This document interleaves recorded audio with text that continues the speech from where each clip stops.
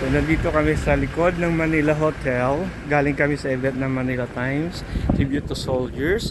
I'm doing this because there is a warship na dyan. Kasi ito parking din ito eh. So pagkapos na yung space doon. So this is the Manila Hotel. Yan. So we are now sa Manila Bay. So yan yung warship. Exercises with the Philippine military, Philippine Navy to be exact. So mga hindi nakakalam, nandito pala yung isang mahabang parking area. So we are with RR. RR! Where's RR now? RR is here. And this is Chino and Adele. Ayan, warship talaga. Hindi ba yan ano? Submarine?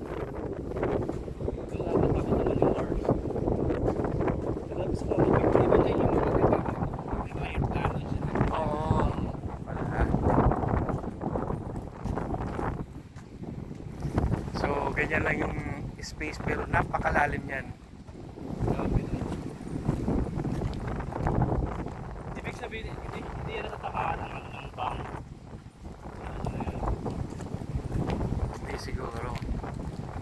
Bulletproof na bomb-proof. Hindi na natin ulit naman yan sa Manila Hotel from here. Ayan. That's the Manila Hotel. Ito yung parking. Napakahaba.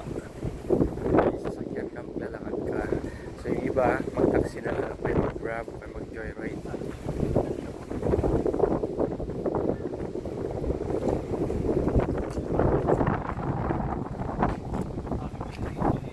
So yan yung Warship. Ang Sir Lugo.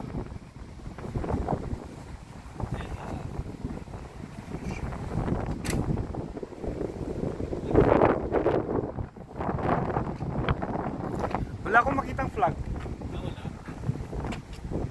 Pero go Sir Luke ng Warship. Saan mo sa akin, Sir Arlo?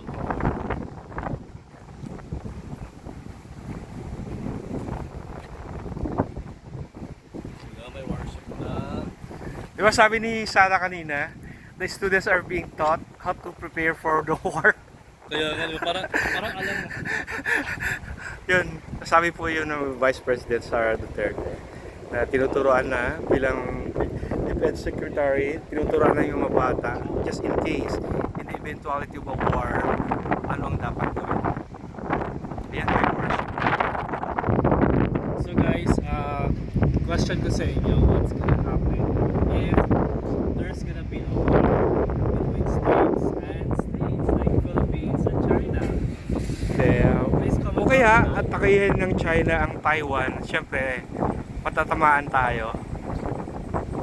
Guys, please comment below ano yung dapat natin gawin para maiwasan yung war because we don't want it to happen here in the Philippines and other states as well.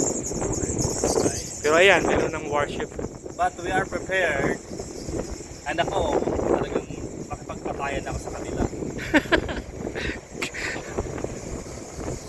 And that's Chino.